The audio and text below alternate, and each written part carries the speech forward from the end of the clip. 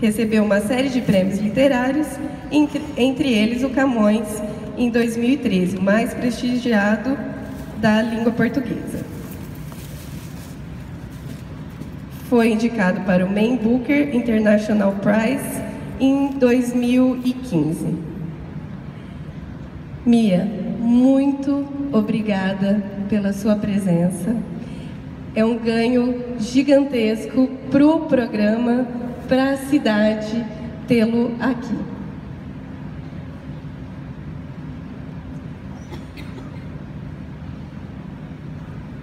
Boa noite a todos. Não sei se me escutam lá atrás. Escutam-me? Não. Está tudo bem. Okay. Eu vou falar neste meu sotaque, é o meu sotaque, não tenho outro. Já fui a psiquiatra e tudo, não mudei. Mas é bom também que o Brasil saiba que há vários sotaques. O Brasil sabe. Mas eu acho que o Brasil tem uma visão simplificada. Há Portugal e os que são próximos de Portugal, e há o Brasil. Angola, Moçambique, Cabo Verde, São Tomé, Guiné-Bissau tem um sotaque mais próximo de Portugal, por razões que vocês bem entendem. Eu devo dizer que nunca estive assim numa situação dessas com tanta gente assim. Muito obrigado por vocês estarem tantos aqui. É uma alegria muito grande.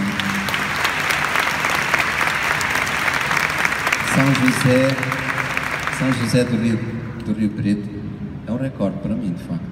E eu acho que é uma grande alegria porque aqui é uma situação quase ambivalente. Eu adoro estar aqui, mas eu também reconheço que o lugar do escritor não é exatamente assim uma criatura de palco, não é? Nós somos mais de família, mais de uma coisa mais íntima, mas isto é uma grande família, é assim que eu vejo. O que é que eu posso dizer? Eu sei que este encontro tem várias intenções. Não é? Uma intenção tem a ver com os professores, com aquilo que os professores tiveram a fazer aqui à volta da escrita para crianças. Não é? Eu pensei, eu escrevi uma coisa pequenininha que vou-vos ler, porque a pior coisa do mundo é ver ler ou ouvir ler quem não sabe ler. No meu caso, eu não sei ler bem. Vou tentar não ler o menos possível, mas eu vou-vos contar alguma coisa de mim, que eu acho que é isso que o escritor pode fazer, não é? Porque é isso que ele gosta que os outros lhe forneçam, que de repente daquela criatura que está à nossa frente surge uma pessoa que tem uma história que é única, que é repetível. Então eu lembrei-me de vos falar de alguma coisa de porque é que eu fiquei escritor, que é sempre uma grande mentira. A gente fica qualquer coisa na vida por razões que não sabemos explicar. Mas eu sou filho de imigrantes portugueses que foram para Moçambique por razões de ordem política. Havia uma ditadura em Portugal e eles fugiram para Moçambique. Eu lembro-me quando eu tinha 7 anos, eu vi pela primeira vez o meu pai chorar. O meu pai fazia parte daquela geração dos homens que não choram. O meu pai tinha acabado de receber uma carta que dizia que lá em Portugal o pai dele tinha morrido. Eu nunca conheci esse pai do meu pai, esse avô, nunca conheci nenhum dos meus avós. Esses parentes que viviam do outro lado eram uma espécie de uma entidade que só existia em história. Mas a verdade é que esse avô desconhecido vivia na nossa casa e estava tão presente como se fosse uma entidade real por via das histórias que os meus pais contavam da sua própria terra. Né? Os meus pais tinham essa coisa que era, essa ocupação para nós era um momento central da nossa existência, era esse quando tínhamos o meu pai, a minha mãe, só para nós, e nos contavam histórias, nos faziam viajar através dessas histórias. Então, sem nunca termos visto este avô, ele era um habitante da nossa casa. Nós realmente escutávamos os passos desse avô, escutávamos os suspiros, não é? E ouvíamos até a maneira como ele ficava calado. Então, nesse dia que o meu pai recebeu essa triste notícia, eu pensei que era a minha vez de eu consolar o meu pai. E ele estava deitado na cama e nunca aquela cama foi tão grande para mim. E nunca também eu tinha visto o meu pai tão deitado na vida. Então sentei-me ao lado dele de uma maneira muito desarmada, não é? Porque eu não sabia como fazer aquilo. E a única coisa que me ocorreu foi perguntar-se: pai, o avô morreu de verdade? E ele respondeu: o teu avô morreu lá, desse outro lado. Aqui ele não morreu. E de facto não havia ausência, não é? Ele tinha razão, não é? Porque se não havia ausência também não havia necessidade do luto, não é? Simplesmente aquele morto esquecera-se de sair da vida. Permanecia connosco por via dessa arte, desse condão da narrativa, não é? Então acho que eu aqui, quando vos falo disso, acho que há uma coisa que essa superação da morte, que é alguma coisa que é realmente insuperável, não é?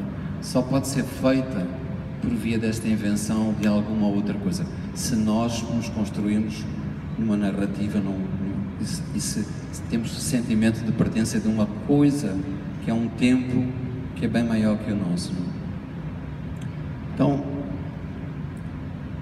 o que acontecia comigo era que eu era um ser dividido, porque tinha histórias na rua, que eram histórias da África, tinha histórias de casa, que eram histórias de Portugal.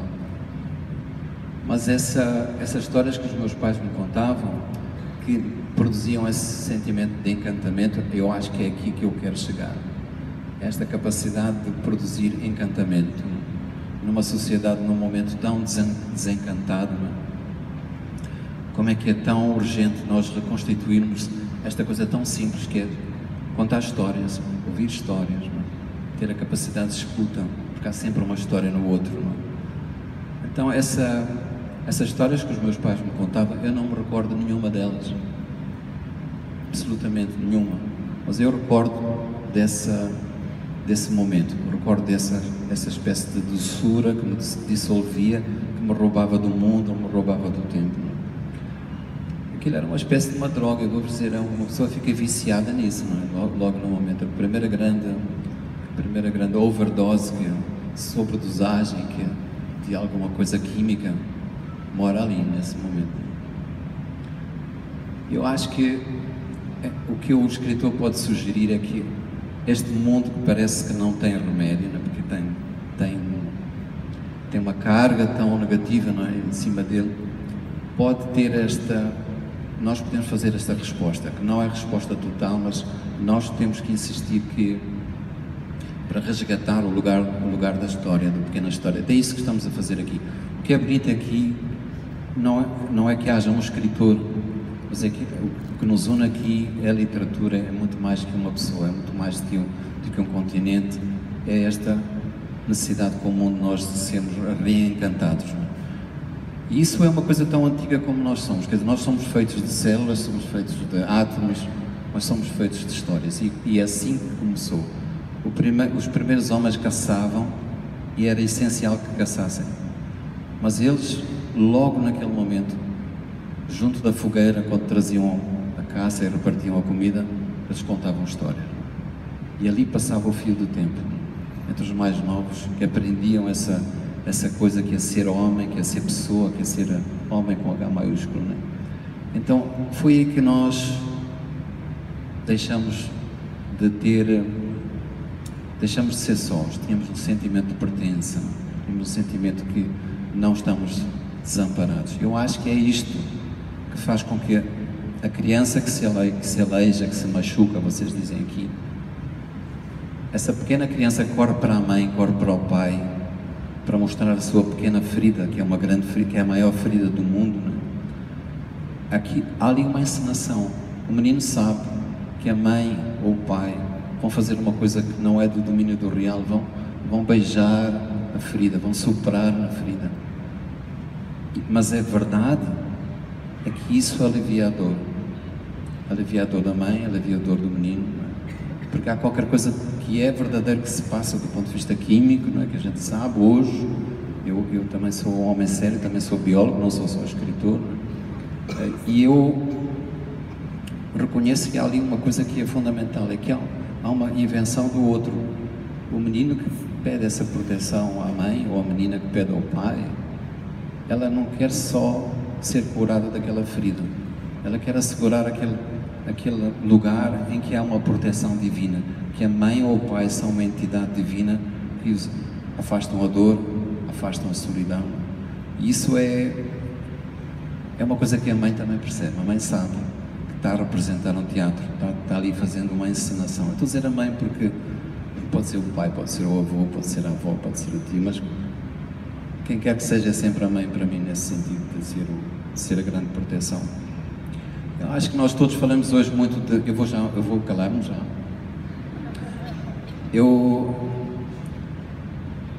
Fala-se muito de refugiados, exilados, porque alguma coisa está acontecendo na Europa. Mas nós tivemos o nosso momento de guerra civil em Moçambique e mais de 4 milhões de pessoas tiveram que se exilar nos países mais pobres que vocês podem imaginar, que receberam esses refugiados. Não foi notícia no mundo. Ninguém quis saber. Agora, como é a Europa que está a receber os exilados, os refugiados, já é a grande notícia do mundo. Não é? Mas nós todos somos de alguma maneira exilados. Não daquela maneira tão dramática, mas somos exilados porque fomos expulsos, fomos afastados de um tempo que foi nosso, nem que fosse por engano, nesse tempo da infância. Fomos afastados de um lugar que já tivemos sentimento de pertença. Então há uma espécie de deportação que é comum a todos nós. O que é que eu vou dizer mais? Eu vou dizer que, só como alguma coisa que vale a pena talvez dar início, é que esta ideia que existe hoje um mundo que nos dá lugar porque a gente pode votar, há uma democracia porque a gente pode falar, pode escrever, etc. Mas eu acho que essa palavra que nos restou, essa que nos é autorizada a usar, é uma palavra que está desencantada. É por isso que é autorizada. É preciso fazer isso, é preciso que deixa-nos ser indivíduos, mas não nos deixam ser sujeitos. Para ser sujeitos é preciso ter este resgate daquilo que é a nossa carga simbólica, daquilo que é a nossa capacidade de fantasiar, não é? Que é resultado de um trabalho interior. Aqui não podemos pedir a um partido político, ou a um sindicato, ou a um movimento qualquer que refaça essa criatividade, a capacidade de nós nos inventarmos o mundo, somos capazes de construir histórias. Não é um assunto de escritores. Eu só quero terminar neste ponto. Criar histórias, contar histórias aos meninos e às meninas, contarmos histórias, vivermos em histórias, não é um assunto que diga respeito aos escritores. É um assunto de todos nós. Se nós quisermos entregar à geração dos nossos filhos, dos nossos netos, um mundo que não seja só desertificado do ponto de vista ecológico ou biológico, mas seja um mundo desertificado desse encanto, desse encantamento, não? Então nós temos que fazer qualquer coisa e essa coisa está aqui. Muito obrigado.